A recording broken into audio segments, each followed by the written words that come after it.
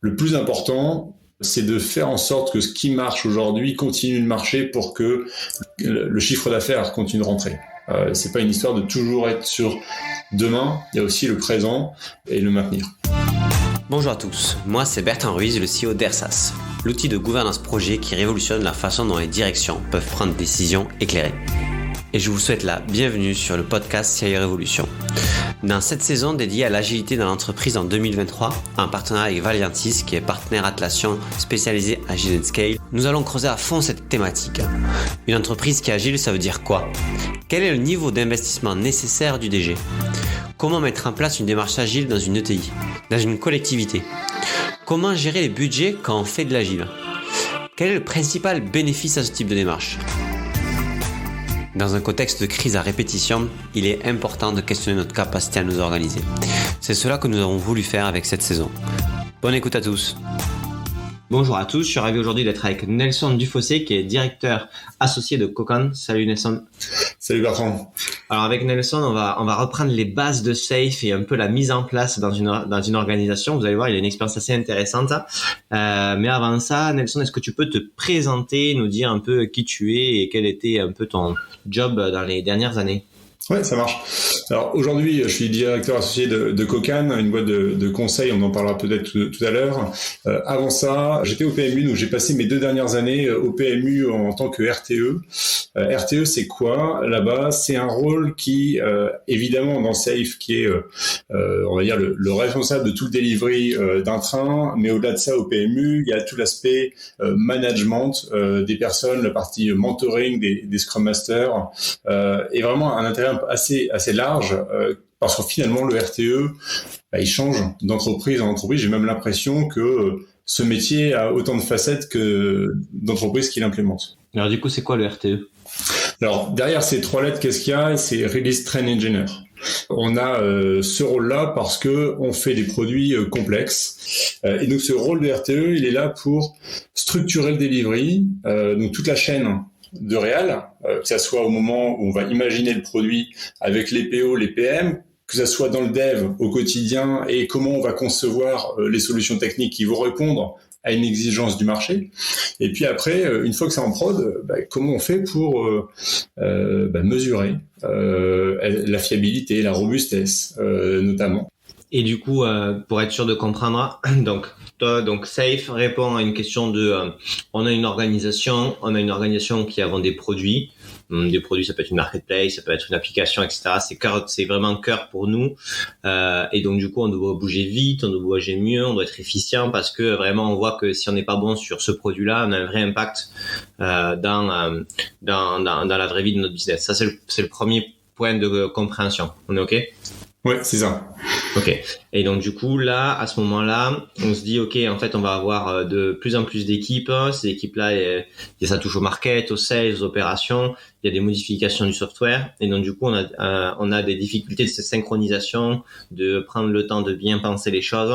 Et donc du coup, on a besoin de remettre de l'ordre et de se dire ok, comment on s'organise entre nous cross business unit, grosso modo, pour avancer sur ce produit. C'est le second point, on va dire, un peu de prise de conscience, c'est celui-là. C'est ça, et puis alors même on peut même descendre plus bas que les business units, ces parties sales et autres. En réalité, même dans le développement, quand on a plusieurs équipes qui vont devoir travailler ensemble, il y a une histoire de conception commune. Souvent, ce qu'on peut voir, c'est qu'on va avoir une approche plutôt portée par les architectes, les product managers, qui vont définir une solution et après tout le monde va devoir s'aligner dessus. Le problème, c'est qu'on se doute bien que cette théorie qu'on va imaginer un moment, avec toute la bonne volonté du monde, elle va forcément se prendre un mur en pleine face. Et donc, on a besoin, dès le démarrage, de faire bosser ceux qui savent, en l'occurrence ceux qui devent, dès le début, sur de l'implème, sur comment on va s'y prendre. Et c'est à ça aussi que répond Safe, c'est comment finalement toutes ces équipes qui contribuent à une même intention arrivent dès le démarrage à bosser ensemble et pas uniquement 6 mois après avoir imaginé, avoir fait des études business, des études architecturales, vraiment pour se dire on bosse tout de suite ensemble. Et Ce qui permet aussi, au-delà de peut-être avoir une vision peut-être plus fine, et il faut pas oublier quand même que c'est pas en petit comité, hein. Les architectes sont nécessaires. Je dis pas ça. Je dis pas qu'ils sont pas nécessaires. Je dis au contraire que les architectes doivent bosser avec les équipes pour imaginer les bonnes solutions. Et aussi, l'avantage, c'est que derrière, quand on va être dans l'implème, si on fait des erreurs, en fait, à ce moment-là, les équipes qui ont bossé sur cette chose qu'on a imaginée à un instant T, si on se voit que ça marche pas, ben c'est pas grave. En fait, on est capable de l'adapter parce qu'on a l'histoire et on va assumer. Donc, on ne connaissait pas forcément la bonne solution à l'époque et on va tout simplement pivoter dessus sans se dire c'est à cause de ceux qui ont imaginé en amont et qui touchent plus au code. Alors, je suis pas sûr de comprendre un point. C'est toi, tu dis le PM en fait, il dit normalement le PM, il parle avec plein de clients, prospects, enfin internes, externes. Et il fait la synthèse de l'expression de besoin, il dessine l'expression de besoin, il la valide et après il la dev. C'est quoi la différence avec ce que tu dis en fait au final? J'ai pas bien compris le point. Alors, en fait, le point, c'est que généralement, effectivement, le PM va avoir cette approche-là d'aller chercher un besoin. Et son besoin, on va en trouver une solution. Et généralement, ce qui va être fait, c'est que on va plutôt avoir en chambre PM et personnes plutôt tech, donc archi, qui vont bosser sur le sujet. Et après, on va grossir le trait, tel un cahier des charges, vont l'envoyer à l'équipe, et l'équipe va être en charge de l'implémenter. Safe, typiquement, Safe, mais en fait, c'est pas que Safe, hein. Safe, c'est aussi finalement un livre blanc qui recense toutes des bonnes pratiques. Il faut qu'on bosse plus ensemble. Il y a une notion de rapprochement entre les différentes strates et les différentes expertises. Ok.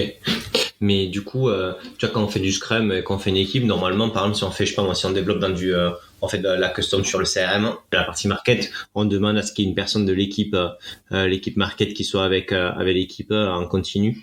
Ça, c'est parce que c'est pas fait souvent dans le Scrum, ça que tu dis, mais dans Safe, c'est quasiment obligatoire. Enfin, dans la méthodologie, c'est ça le delta.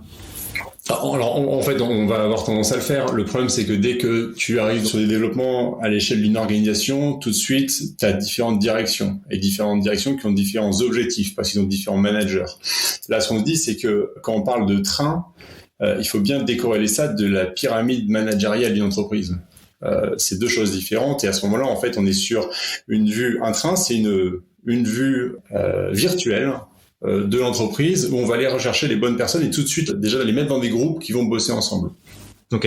Et c'est moins naturel quand tu es à l'échelle d'une entreprise en réalité. Ok. Pour reprendre le point, donc on a un produit complexe et on a plein de développements à faire dessus pour être réactif, pour apporter la valeur à nos clients, pour pas se faire manger par la concurrence. Voilà la réalité de beaucoup d'entreprises aujourd'hui. Et donc du coup, on a besoin d'être efficient et donc du coup, on a besoin de créer des groupes de personnes qui ont des compétences complémentaires pour être au plus proche de la bonne façon, la bonne implémentation. Ok. Ça c'est un train. Quelles sont les autres, on va dire, grandes thématiques de Safe en termes de qu'on comprenne bien, qu'on mette bien la définition de chaque chose? Ouais, parce que là, effectivement, on parle d'un morceau bien précis, c'est bien plus large. Déjà, la chose importante à la base de tout, c'est que Safe vient travailler sur une chaîne de valeur, où l'agilité à l'échelle, de manière générale, cherche à aller travailler sur une chaîne de valeur de l'entreprise et de se dire, attention, on a généralement des silos, qui se passe les sujets, on va dire une étude métier, ensuite ça part dans une équipe, ça part dans une deuxième équipe, puis la production, etc. L'idée, c'est de dire, en fait, cette chaîne de valeur qui permet d'activer du business, on va avoir toutes les équipes qui y contribuent et les mettre ensemble dans un train. Donc ça, c'est le premier truc qui est finalement mandatory pour démarrer et qui va définir un premier train. Éventuellement, il y a un premier groupe de personnes qui vont bosser ensemble. C'est pas figé. Ça doit ou ça peut évoluer en fonction des produits qu'on va développer, en fonction de notre business aussi, et puis en fonction des objectifs ou des stratégies d'entreprise qu'on va avoir. Donc on part de la stratégie d'entreprise, on regarde notre chaîne de valeur, on définit l'ensemble des personnes qui vont contribuer à cette chaîne de valeur, on en fait un train, et à partir de là, on commence à travailler sur la collaboration. L'autre aspect qui est intéressant, c'est tout ce qui va être métrologie, tout ce qui va être autour des KPI. Moi, ce que je trouve ces dernières années, c'est qu'on a eu beaucoup d'agilité, un peu sous couvert de bienveillance et de plein de choses. On est arrivé dans la gentille organisation, type Club Med. En fait, on a des personnes qui alignent des équipes, mais on a perdu le pourquoi on fait de l'agilité. Le pourquoi, en fait, c'est tout simplement on veut sortir des produits IT qui sont évolutifs et dans des délais convenables, parce que le marché bouge beaucoup.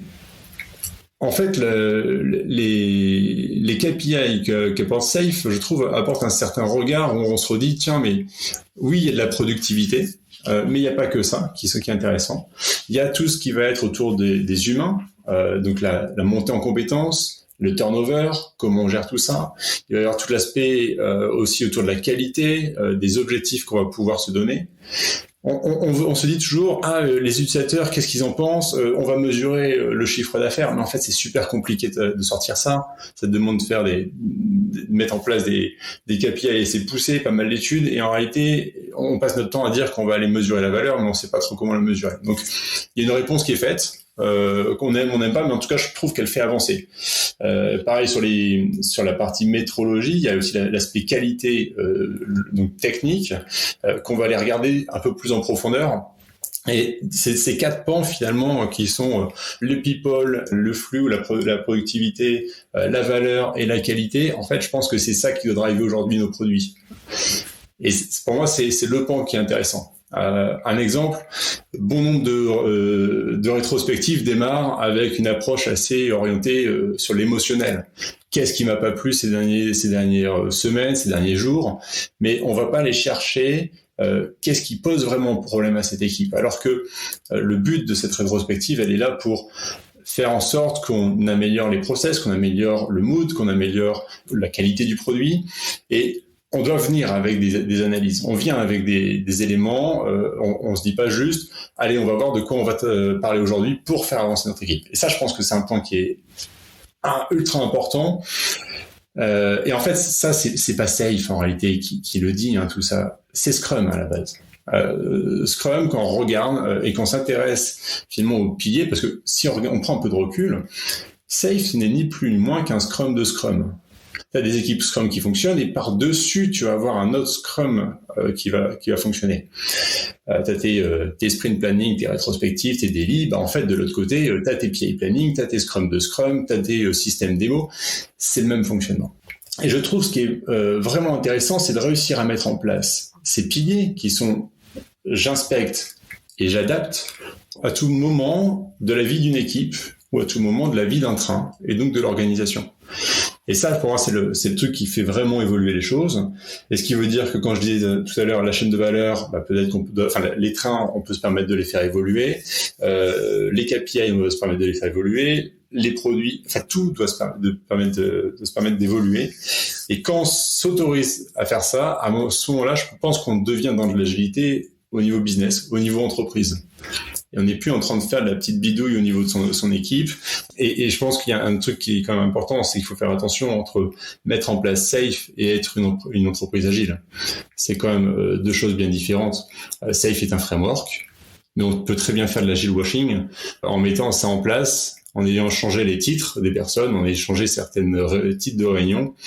Mais au fond, le plus difficile, c'est pas tant cette phase visible de l'iceberg, c'est la culture qui est derrière. Et ça peut prendre des années. Là où mettre en place une première version de Safe peut prendre quelques mois. Ok. Du coup, donc là, on parle aussi de ton expérience et de ce que tu as vécu chez PMU. Un truc donc Scrum de Scrum, je comprends, etc. Moi, je vois 2-3 points qui me paraissent encore un peu obscurs. Donc, le métier, il a des personnes hyper compétentes. Ces personnes compétentes, celles qui apportent le plus de valeur à la compréhension de l'évolution produit. Et en même temps, du coup, elles sont celles qui apportent le plus de valeur dans leur métier au quotidien.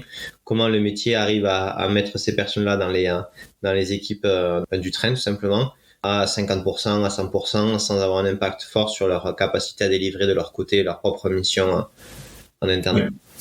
Là, il y a trois dans le côté product. Alors c'est ma vision des choses. Elle est pas forcément. C'est la vision de Nelson, promis. Ouais. Pas de vision de quelqu'un d'autre. On est ok. Voilà, c'est pas forcément exactement ce que dira Safe peut-être. C'est pas ce que diront d'autres personnes et ça, peu importe. Pour moi, le parti product, il y a trois aspects, trois membres forts. T'as d'un côté le product manager qui va être tourné vers l'extérieur, la plupart de son temps, qui est sur de l'analyse de marché, essayer de voir ce que fait la concurrence ou même des boîtes qui n'ont rien à voir pour aller s'inspirer. Ils vont définir des besoins qui vont répondre à des enjeux d'entreprise. De la stratégie qui est prévue sur 2-3 ans et au travers de son produit, acteur de comment on fait pour faire un petit pas en avant sur cette stratégie. Il n'est pas expert de la solution, il est expert du besoin, du marché. T'as l'autre personne qui est côté product owner qui va lui vraiment s'intéresser plus à la solution et à l'inverse, il va être tourné plus vers l'intérieur de l'entreprise, vers les équipes. On peut dire qu'il y a un 70-30, PO tourné à 70% vers l'intérieur, 30% vers l'extérieur et le product manager à l'inverse. Et puis à côté de ça, t'as toute la population des métiers, ceux qui sont un peu les experts des sujets et en fait qui dans le train n'interviennent pas tant que ça directement en tout cas avec les équipes, mais plutôt travaillent soit avec le PM et le PO sur de la conception en amont pour réfléchir à qu'est-ce qui a de la valeur. Il faut faire attention à ne pas s'intéresser uniquement à cette approche-là. Il faut toujours confronter l'avis de l'expert, le métier, à de la data. Et c'est là où je pense que le PM est ultra important, c'est que par son analyse du marché, par des choses factuelles et pas que du ressenti, on va aller vers un truc intéressant. C'est le mix des deux qui est intéressant. Si tu t'intéresses qu'à des KPI, tu perds le sens. Si tu t'intéresses, donc KPI marché, si tu t'intéresses qu'à la vie d'un métier, un expert, bah, tu prends qu'un angle de vue et c'est ultra dangereux pour ton produit. Donc le métier intervient comme consultant auprès du PM, du PO, et puis aussi auprès de l'équipe pour dire bah oui, je vous explique pourquoi. Je pense que ça c'est intéressant. Je vous raconte la genèse du métier. Et puis à quel moment vraiment ces métiers viennent. En réalité, moi, en tout cas, on les invitait en PI planning. En support, voilà, des PO et des PM, et puis dans toutes les systèmes démo qu'on faisait. Alors on a des PI qui faisaient un trimestre et de ce fait on en faisait entre 2 et 3 des systèmes démo par trimestre.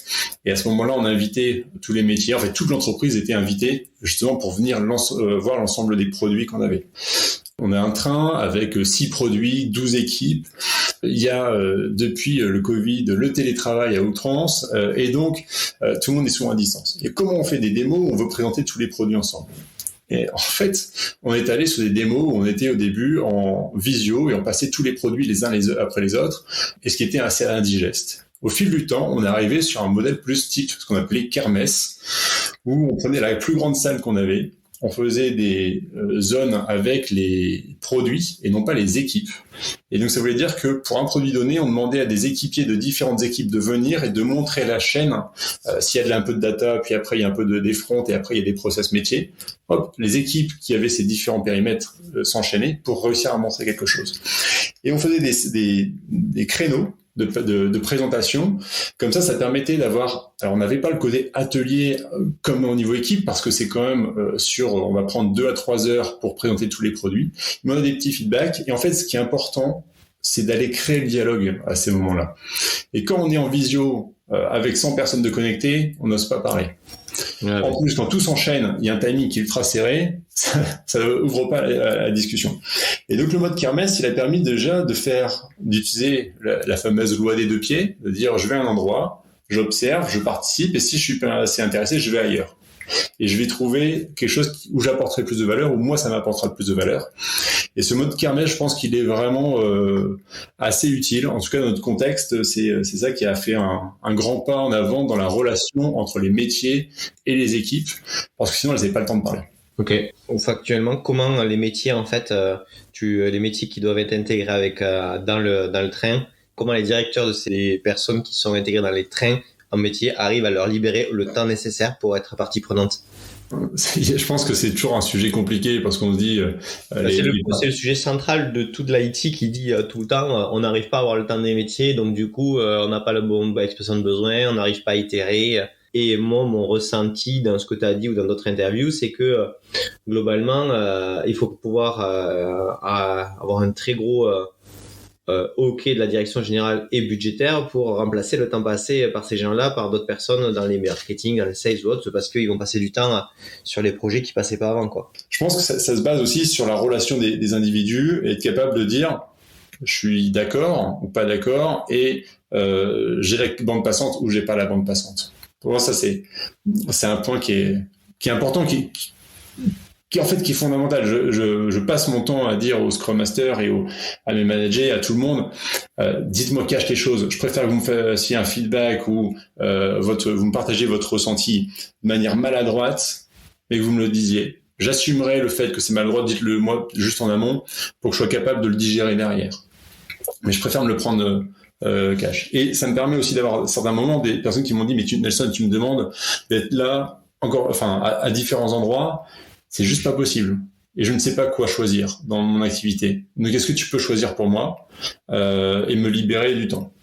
Et ça renvoie juste à la responsabilité du manager. Et l'autre aspect, c'est quand même qu'il faut bien voir que dans Safe, il y a déjà la partie PM et la partie PO. Et je suis pas sûr qu'il faille passer outre mesure du temps en tant que métier avec les équipes. Donc les gens des métiers sont pas dédiés à temps plein dans les trends sur les produits qui sont pour eux. C'est le PM, c'est le PO qui sont dédiés à temps plein.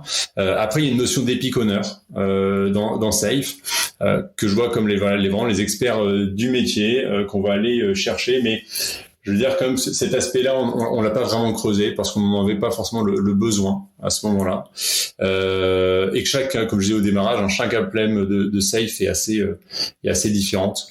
Mais oui, non, les métiers sont finalement très peu là dans les trains. Je trouve une des meilleures expériences d'avoir réussi dans le secteur bancaire à faire venir des chargés d'affaires.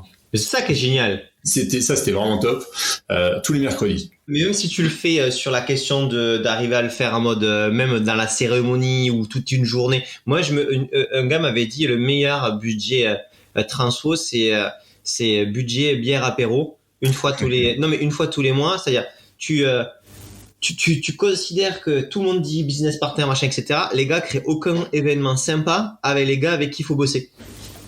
Oui, en fait, il y a aussi une chose. En fait, moi, je suis très attaché à faire le bon produit. Et donc, c'est pour ça que je trouve que c'est une excellente expérience.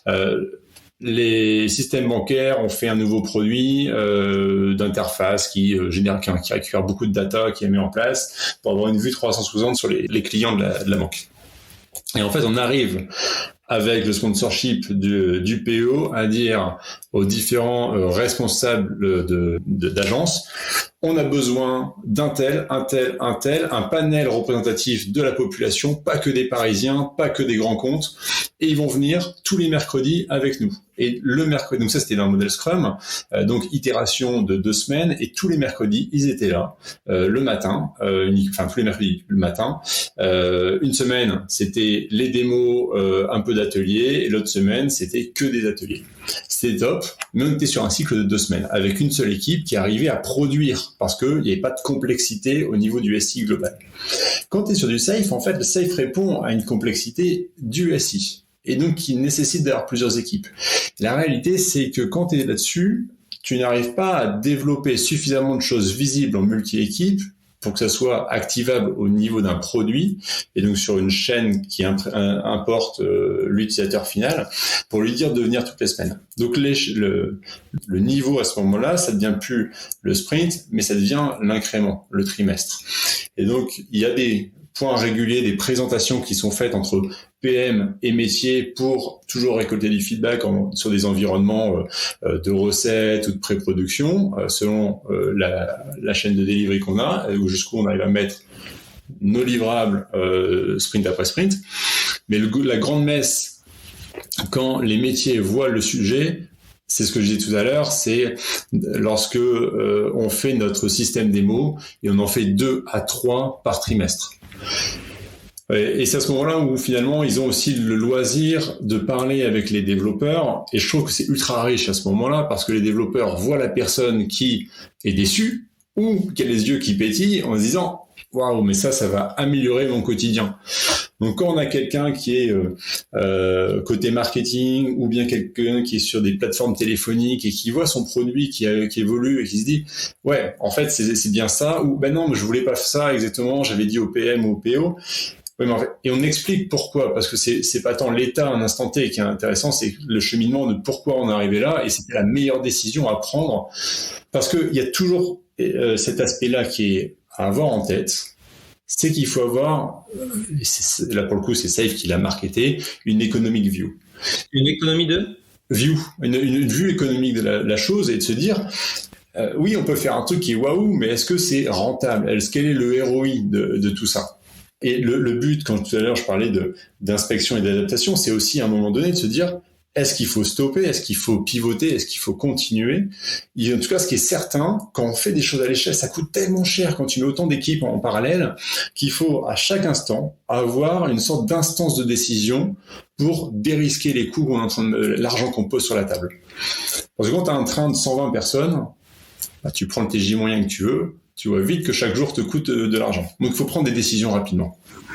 Et je pense que c'est là que le modèle est intéressant, mais il révolutionne pas la partie relation, métier, équipe de dev. Ça, c'est quelque chose qu'on traite quand même depuis 10 ans dans l'agilité de manière générale. Ouais, mais ça reste un enjeu fort hein, quand tu regardes.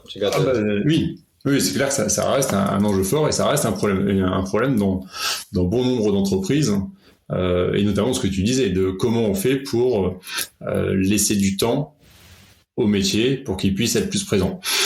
Ben, je pense qu'en fait, là, on a une personne qui est mandatée et tant qu'à faire légitime pour prendre ce rôle et être finalement le porte-parole. Ouais, mais du coup, tu vois, par exemple, j'avais parlé avec le DSI de BPI qui disait en fait, il avait redistribué le budget qu'ils avaient quand il était arrivé, beaucoup de budget de l'IT au métier. Parce que du coup, tu sais, t'as beaucoup de centralisation des budgets IT, avec les solutions, avec les chefs de projet, les PO, etc. Il dit en fait, maintenant pour lancer l'initiative avec nous, en fait, nous on va avoir tout le temps besoin d'avoir une personne à temps plein chez vous, mais comme je vous ai redistribué du budget, normalement, vous pouvez en fait, c'est à vous de dimensionner aussi le nombre de personnes que vous avez en plus pour travailler sur les solutions IT. Et je trouve qu'en fait, alors du coup, il faut pouvoir se le permettre en termes de thunes, etc. Je sais bien, mais du coup, il y a quand même une question d'un moment donné de l'équipe métier, l'équipe marketing, l'équipe sales, etc. Le budget que le directeur commercial marketing met sur des équipes dédiées à la relation IT. Dans le sens où en fait c'est des gens qui dédoublent des compétences, des expertises pour pouvoir vraiment faire ça, parce qu'en fait sinon c'est que lui il a compris que pour avoir les bonnes solutions qu'il a envie pour ses clients ou pour ses équipes, il faut qu'il ait dans son budget à lui alloué du temps à ça, et ça en fait au final peut-être que le pain initial il est sur le fait que les directions métiers n'ont pas ce budget là.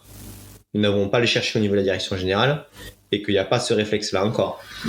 Ouais, c'est pour ça que je pense que c'est un sujet de management et au plus proche. À un moment, il faut oser. Hein. En tant que manager, il faut arrêter de se cacher derrière la direction.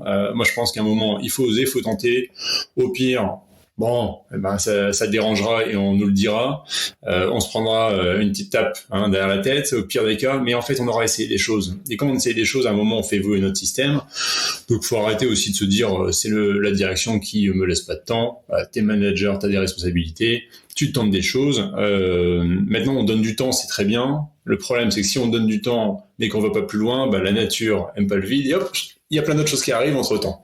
Donc si on donne du temps, c'est bien. Je pense qu'il faut que ça soit aussi objectivé, qu'on ait donné vraiment cette mission à l'individu, et que en tant que manager, on ait pris le temps de regarder l'ensemble des activités de cette personne et en barrer certaines.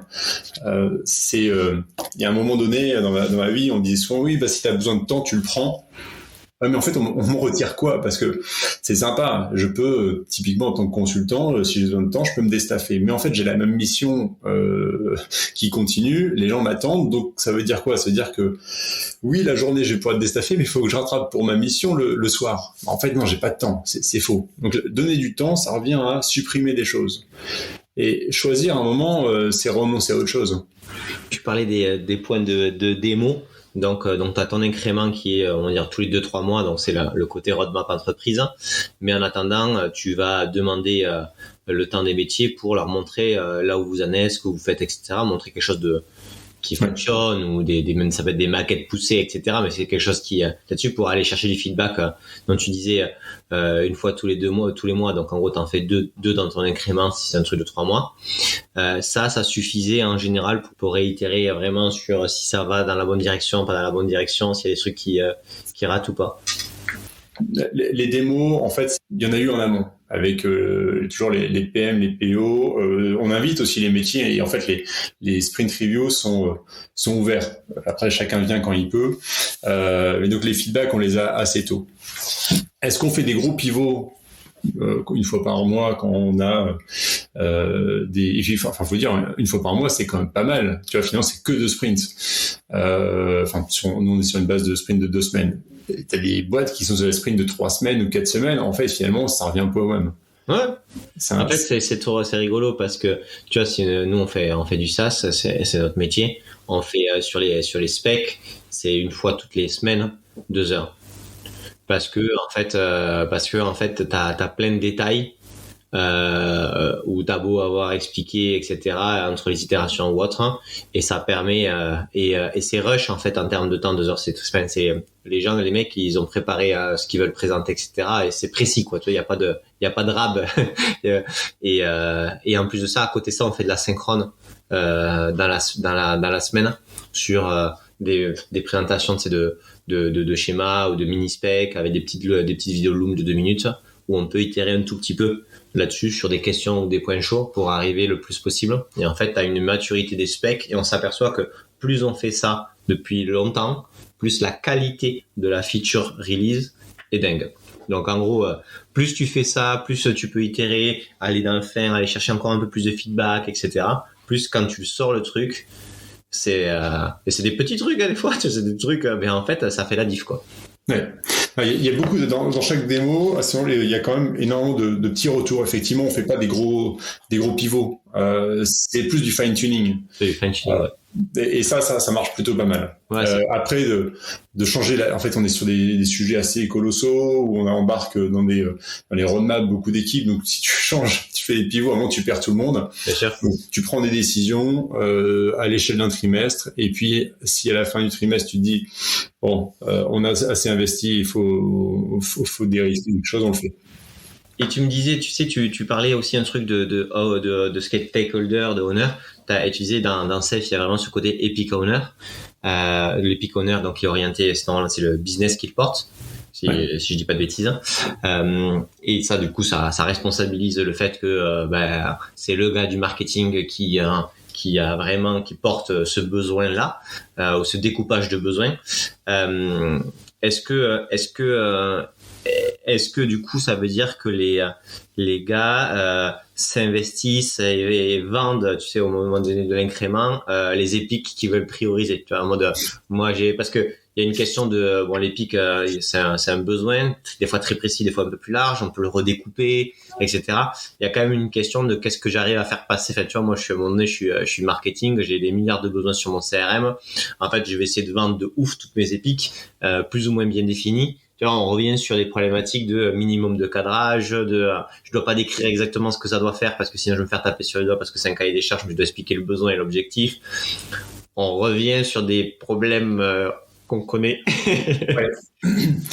Ouais, alors un épique, pour être sûr qu'on parle de la même chose, je considère une US quelque chose qui rentre dans un sprint et qui est terminal dans un sprint. Je considère une feature qui peut rentrer dans un trimestre, donc un PI, et qui se termine dans le PI.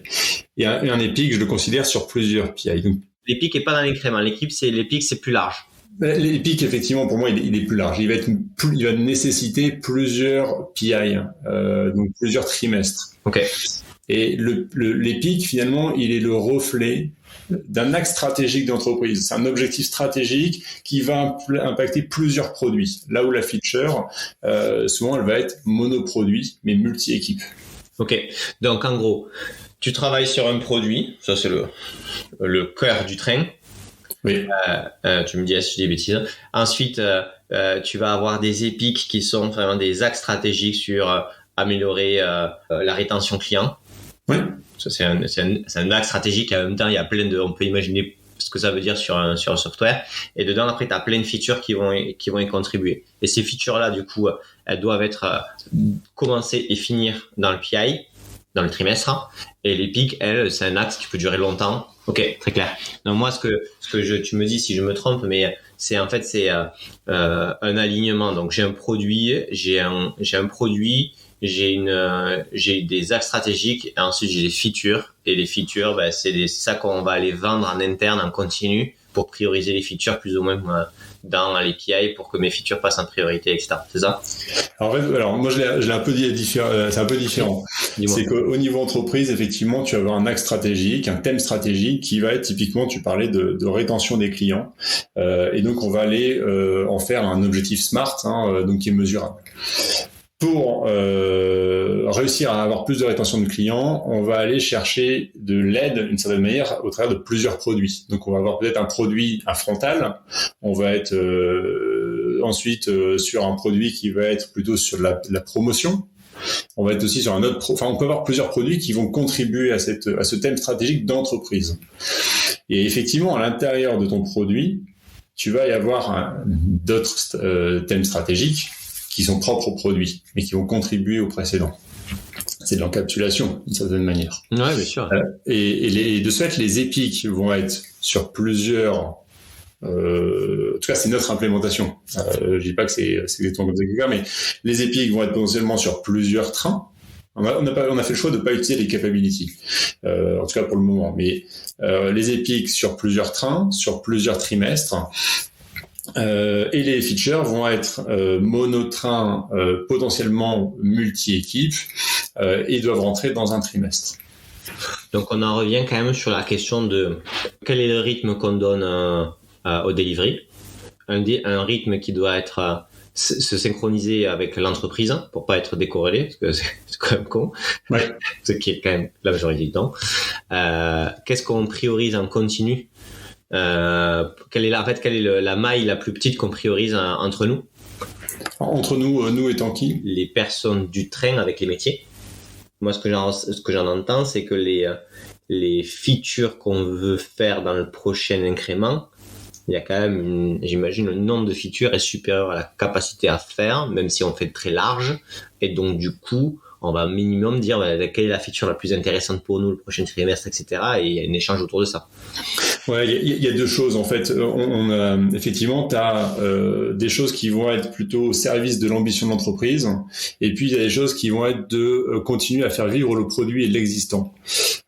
Pour ça, on met en place des allocations de capacité. On peut rentrer dans des débats interminables sinon, donc on fait ce choix-là et on va allouer selon le moment du produit plus de capacité sur les ambitions, donc au final les features, ou plus sur le récurrent, l'évolution de ce qui existe déjà. Ça va plutôt être des US, des technical stories, des choses comme ça. Donc, comment ça marche, c'est que le PO va aller bosser avec ses équipiers et voir qu'est-ce qu'on a besoin de faire aussi bien sur le plan tech, donc plutôt autour de la dette, que sur le plan fonctionnel, qui peut être aussi appelé une dette si on veut, mais aussi les petites évolutions. À partir de là, on ponctionne sur la capacité de l'équipe pour le trimestre qui va venir. Et il reste un certain pourcentage de bande passante qu'on va pouvoir donner à la partie ambition d'entreprise. Le plus important, c'est de faire en sorte que ce qui marche aujourd'hui continue de marcher pour que le chiffre d'affaires continue de rentrer. C'est pas une histoire de toujours être sur demain, il y a aussi le présent et le maintenir. Donc on a ces deux enveloppes tout ce qui va être ambition vont être au travers des features. Et à ce moment-là, en fait, effectivement, tu as le PM qui a fait son analyse sur l'ensemble des features qui sont nécessaires sur le prochain trimestre. Il y en a assurément plus que la capacité de l'équipe et donc aussi plus que ce qui reste dans l'enveloppe une fois qu'on a retiré pour l'existant. À ce moment-là, il y a une priorisation. Il y a deux choses. Il y a une priorisation, vu qu'on est à l'échelle de l'entreprise, entre les produits qu'on va avoir. Et puis, dans un produit donné, pour un PM, lui va faire sa priorisation entre ses features. Ce qui va permettre aux équipes, et notamment aux PO qui vont être appelés par plusieurs PM, de savoir dans quel ordre ils prennent les choses. Donc, je prends le produit 1, puis le produit 2, puis le produit 3, et à l'intérieur de chaque produit, j'ai ma priorisation, et là-dedans, je vais aller aider à atteindre les thèmes stratégiques. Ok, très clair pour moi. Bon, écoute, on a fait une bonne passe sur ça. Ce qui est intéressant, c'est qu'il y a des notions en fait qui sont organisationnelles assez naturelles quand on fait le bilan de pourquoi on a du mal à aligner. Après, il y a dans les détails, ça reste technique dans le sens où, par exemple, si tu décomposes pas le temps qu'on alloue initialement à l'amélioration du quotidien et le temps qu'on alloue à la création du futur, ça peut vite être devenu un enfer orienté des discussions interminables sur le fait il y a quand même cette relation encore avec les métiers, le temps à passer tant qu'ils n'ont pas eux budgété le temps qu'ils ont là-dessus et la capacité d'avoir des gens en double expertise pour pas avoir des contraintes fortes, c'est quand même des vrais points.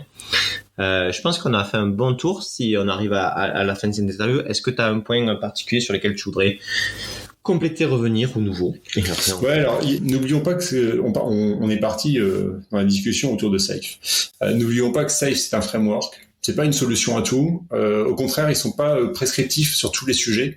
Il y a encore pas mal de zones où il y a de la liberté parce que ça doit théoriquement pouvoir s'adapter à toutes les entreprises. Donc c'est pour ça que chaque entreprise a son implémentation de Safe. Safe n'est qu'un framework. L'autre chose, je pense, qui est intéressante, on a parlé un peu de démo. Mais la démo, en fait, on a fait, il y a deux niveaux. Au niveau des équipes et au niveau du train, on s'est beaucoup cherché, très clairement. Et finalement, on s'est rendu compte d'une chose, c'est oui, on parle de démo, mais on parle en fait de sprint review au niveau équipe. Et donc, on a revu notre approche là-dessus en disant, mais en fait, oui, il y a la démo et c'est ce qui est le plus important. Hein, c'est un logiciel fonctionnel qu'on doit présenter et qui doit être potentiellement livrable. Mais il y a tout un à côté. Et c'est un peu comme on regarde la voiture, une voiture et une belle carrosserie, tout ça, mais à un moment, il faut lever le capot, il faut regarder les indicateurs. Et en fait, ce qu'on a, en tout cas, le pivot qui est en train de se faire, c'est de dire on passe d'un événement où on est en mode présentation à un événement où on est en mode atelier. Ça veut dire quoi? Ça veut dire que la sprint review, c'est un moment où on partage. On a des scénarios qu'on a écrits pour pouvoir présenter chaque fonctionnalité qu'on a envie, mais on va aussi montrer la qualité du produit avec des KPI. On choisit ce qu'on veut, c'est les équipes qui savent, qui sont experts de la tech. Et donc, ils vont aller chercher les KPI les plus pertinents pour le produit au travers de Sonar, de GitLab, de je ne sais quoi, c'est eux qui choisissent. On va aller chercher les KPI en termes d'efficacité, plutôt autour de Scrum, si on veut la vélocité, la prédictibilité, les coûts du point, le change failure rate, ce qu'on veut, ce qui est pertinent. Et puis aussi sur l'aspect valeur, autour des objectifs de sprint, des objectifs d'incrément. Et à partir de là, on arrive à déjà voir notre inspection globale. Et à ce moment-là, on sait ce qu'on est capable de faire avec les retours, on sait ce qu'on est capable de faire pour la suite, parce qu'on a des KPI qui nous permettent de nous projeter, et on a des retours qui nous permettent aussi de nous dire, tiens, c'est vrai que ce serait intéressant de faire ça. Et la sprint review, le point essentiel, c'est que c'est un atelier collaboratif avec les métiers, avec les PO, avec les PM, durant lequel on va aller travailler la roadmap qui va suivre, le backlog qui va suivre. Et c'est bien pour ça qu'en fait, même Scrum dit pas que les sprint reviews ils doivent durer 30, 45 minutes, 1 heure. Non, c'est beaucoup plus long parce qu'on bosse ensemble et c'est pas une restitution. Et je pense que c'est dans notre emblème de Scrum et donc aussi de Safe, c'est névralgique. Ok. Non, mais très cool. Écoute, merci pour tout, Nelson, c'était super intéressant. Je mettrai le lien dans la description du podcast, le lien de ta boîte, ton LinkedIn. J'imagine que les gens qui veulent te contacter peuvent directement sur LinkedIn. C'est cool que ton expérience chez PMU t'ait donné envie de créer ta boîte pour faire un truc pragmatique autour de l'accompagnement des entreprises qui veulent passer sous ce format-là, gestion de produits et safe. Merci pour tout et c'était très cool. Merci Bertrand pour le podcast. C'était assez intéressant cette conversation. On pourrait débattre encore bien longtemps sur tous ces sujets. Bon, maintenant, moi, je vais rattaquer sur la partie cocaine. Donc, j'ai un peu de pain sur la planche et je te propose qu'on se laisse. Cool. Bon, merci Nelson. Bon, mais j'espère que vous avez adoré ce podcast comme nous. C'est super intéressant de pouvoir poser toutes ces questions et vraiment aller au fond des choses. Pour aller encore plus loin, on lance un cycle de live un vendredi sur 2, du coup entre 13h et 14h ou entre 11h et midi. Donc pour vous inscrire, soit vous suivez sur LinkedIn où vous verrez les événements passer, soit vous allez sur ersas.io et vous aurez tous les événements qui vont sortir. Donc n'hésitez pas, dans ces lives vous pouvez poser vos questions et intervenir directement avec le speaker. Et en attendant, bien sûr, n'hésitez pas à partager le podcast sur LinkedIn et à le noter sur Apple Podcasts ou sur Spotify. Merci à tous.